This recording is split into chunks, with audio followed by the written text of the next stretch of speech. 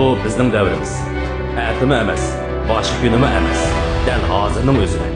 Eng yaxshi utuqlarimiz o'tmishimizda qolmaslik kerak. Yashash go'zal, shirin tushlar uningdimi go'zal. Ammo hammadan go'zal bo'lgani tushdan uyg'onib, uni reallik aylantirish uchun kurash qilish. Men quloq seling.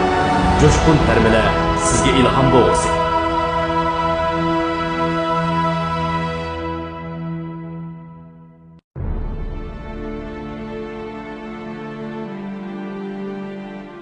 Yaxshimisiz? Biz har xil yoshdagi odamlarni bu yerga taklif qilib, ulardan mundaq bir oddiy savolni so'radik. Navoda sizning o'z yoshingizni tanlash fursatingiz bo'lsa, undaq sizning necha yosh bo'lgangiz bor?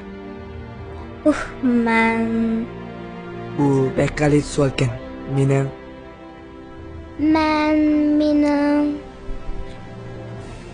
17 yosh, 20 yosh, 16 yosh.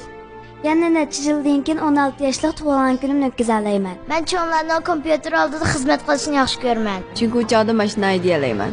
Chunki 16 yoshda har xil yerga bora olaman. 20 yoshidan burun hammanglarning tezroq cho'ng bo'lg'isi keladi. Lekin 18 dan oshgandan keyin, bo'libmi 21 yoshdan keyin hammanglarning tug'ilgan kun o'tkazgisi kelmay qoladi. Ham yosh vaqtlarimga qaytsam-kan deydi. Meni orzu qilganim 15 yosh. 16 yosh. O chaqda apamiz bizga har kuni qo'rma qo'rib beradi. Nəhayət ko'ngillik qizlarga oshiq bo'lamiz. Ular bilan uchrashib chiqalaymiz, ham yuzimizga modirlar chiqadi. Chunki o'cha soqol olman deb yurmaydim. O chaqda o'zingizni tanishga boshlaysiz, lekin dunyoga yolg'iz yuzlanishingizning hojati yo'q edi. 7 yosh. Chunki o'chaqda odamning g'ami bo'lmaydi. Xuddi mening qo'lim qopirib qolgandeklar. 44 yoshimizda 24 yoshimizdagiga qaraganda salomatligimizning asli kelish sur'ati osti bo'ladi. Menimcha men ilgari nurg'un ishlarni ko'ngildagidek qilmagan. Navoda o'tmishga qaytqili bo'lsa, men nurg'un ishlarni texmi yaxshi qilgan yoki ularni boshqacha usulda hal qilgan bo'lardim. Shunga men 2 yosh vaqtimga qaytib qolsam-mu, rozi bo'lgan bo'lardim. Biz hammalardan o'xshash bir savolni so'radik. Qani so'rang. Navoda sizning o'z yoshingizni tanlash fursatingiz bo'lsa, undaqda sizning necha yosh bo'lgangiz bor?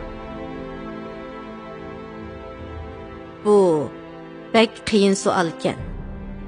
Chunki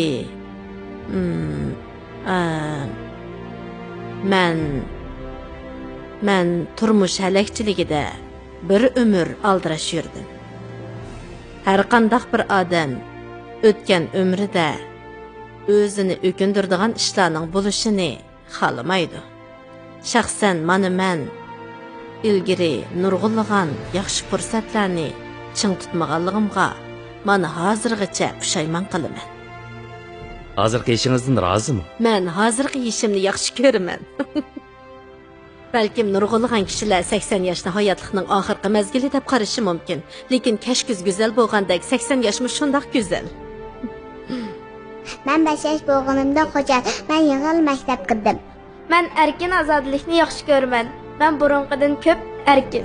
Hozir men cho'ng bo'ldim. Nurg'un ishlarda boshqalarga taynolmaydigan bo'ldim. Odam o'zini tushunish uchun uzun bo'lgan bir jarayon ketadi. 25 yoshda o'zimizga ega bo'la olamiz. Ham bu yoshmo bak cho'ng hisoblanmaydi. Turmushingiz izg'i tushgandan keyin texnik ko'p narsalarni tanlashga salohiyatingiz bo'ladi. 20-30 yoshlarda balkim 40 necha yoshlikdek bu xil erkinlik bo'lmasligi mumkin. Men turmushdan mundaq bir narsani o'rgandim. Qabul qilishni. Amaliyat siz hech nimani qo'ldan ketkizib qo'ymadingiz. O'zingizda bor bo'lgan narsalarni qadrlang. Hozirni ching tuting. Hayotlik bir sovg'a. Bugun siz uchratgan eng go'zal ish qaysi? Men dunyoda orzusi yo'q odam borligiga ishonmayman. Muvaffaqiyat to'g'ri nishon va orzuga ega tirishchan kishilarga mansub. Ikkilanmang, bal qo'yib o'tmang. Har qanday ishga cho'qim bir amal bor.